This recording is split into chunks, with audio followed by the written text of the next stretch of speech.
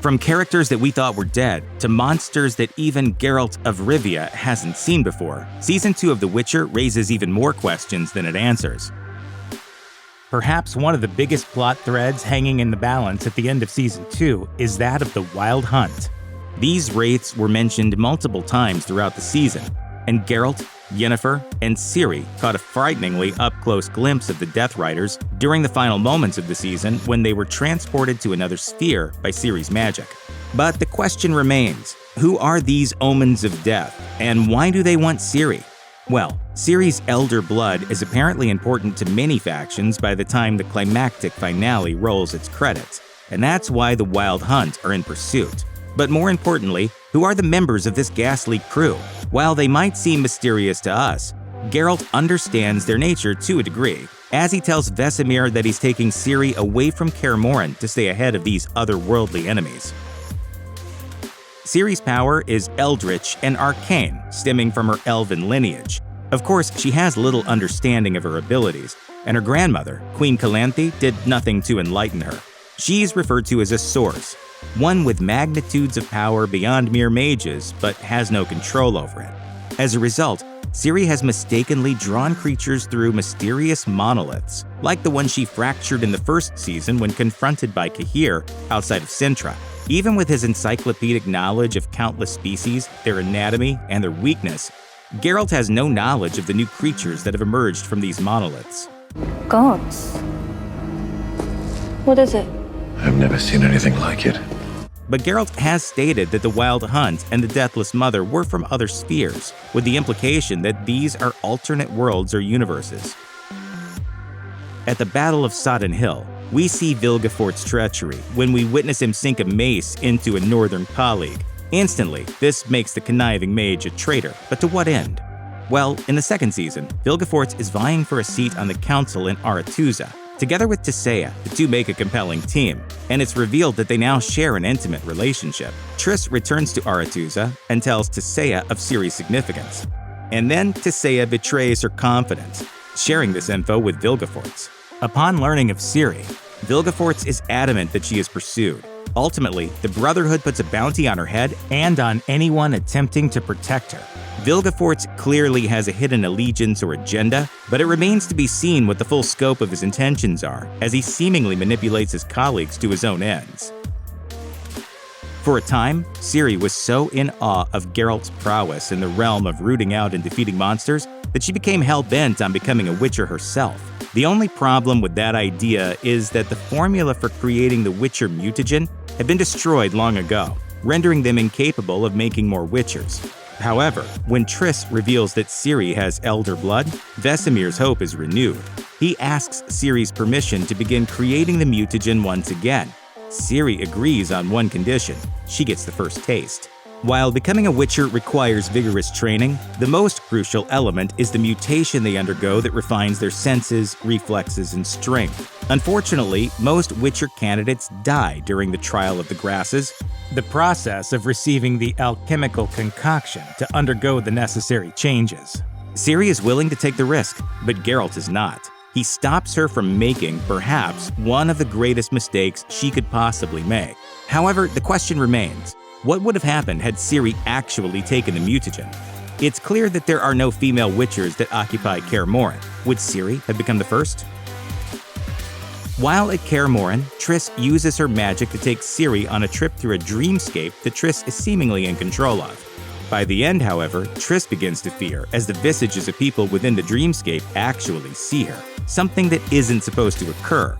Furthermore, Ciri gets her first view of the Wild Hunt, a pack of wraiths who appear as ghostly specters of death upon horses. When the two emerge from the dreamscape, Triss fears Ciri and claims that she'll destroy everything and flees. All throughout Season 2, many people are telling Ciri who she is and what she can become. Triss's view was the only one that stemmed from fear of the Cintran princess possibly bringing about the apocalypse. Will Ciri fulfill Triss's fears of death and destruction? Only time will tell. Fringilla, Francesca, and Yennefer all encountered the woman in the hut, who manipulated them and fed off their pain and despair. Known as the Volith Mare, she bargained with Yennefer to bring her Ciri in exchange for the restoration of her chaos, aka her magic. Yennefer came to her senses as she bonded with Ciri and understood her importance. However, it was too late as Volith Mare fed off the pain and anguish that Francesca felt over the loss of her murdered child, which released her from the hut that the first Witchers had previously banished her to. Ultimately, it was revealed that she wanted Ciri because the princess was the only one who could return her home to her own sphere, where she shares a home with the Wild Hunt. While we're sure to see more of the Wild Hunt in the future, will we be seeing more of Volith Mare as well? The big reveal at the end of Season 2 is that the leader of Nilfgaard, Emperor Emhyr var Emreis, is actually Ciri's father, Duny, who supposedly died years ago while fleeing Cintra. The Netflix series hasn't made clear what really happened to Ciri's parents, but we do know that Duny is actually Emperor Emhyr. Emhyr states his intent of finding Ciri. But why did he leave her in the first place? What really happened to Princess Pavetta? It's likely that the next season will shed more light on Emhyr and his history between the time that he was protected by Geralt and his present status as ruler of Nilfgaard. There are several questions that now emerge with the reveal of Emperor Emhyr. Sure, he seemingly abandoned his daughter for many years, but why is he a sworn enemy of Cintra and the Northern Kingdoms? What does his conquest truly afford him? Cintra was the home of his beloved Princess Pavetta, who he fell madly in love with. He risked his life for her hand in marriage, and they of course had a daughter. After managing to claim leadership over Nilfgaard, why then would he destroy Cintra, resulting in the deaths of his mother-in-law, Queen Calanthe, and potentially cause harm to his daughter, Ciri? In the first season, Duny seemed timid yet honorable. He claimed to have once saved the life of the king of Cintra, which granted him the Law of Surprise. Nothing in Duny's nature ever indicated he was a bloodthirsty tyrant willing to kill babies to sow chaos. What exactly happened to Duny after all these years that turned him into the dreaded Emperor of Nilfgaard? Ciri's elder blood offered Vesemir a chance at restoring the Witcher Order. Destiny has given us a gift. The key to making more witches. He created his first batch of mutagens with her help and was prepared to put Ciri through the trial of the grasses in order to fulfill her wish of becoming a Witcher, even if it could have potentially killed her. However, if Ciri ever decided to donate blood again to the Witcher cause, they could potentially create even more. Will Vesemir and his Witcher brothers at Kaer Morhen begin training and finding new potential candidates for Witchers once again? It seems that it's now within their capability to do so, but it may not be within Ciri's destiny to participate in the Witcher resurgence. We'll have to wait and see what the future holds for the Witcher Order in the next season. In the climactic moments of Season 2, a silent assassin kills Filavandrel and Francesca's child, and in a horrifying act of vengeance, the elves go on a quest to Redania, where they repay the crimes committed toward them 100-fold. Francesca uses magic to slaughter the babies of Redania in a vile act that could threaten the standing of the elves in the World Order even further.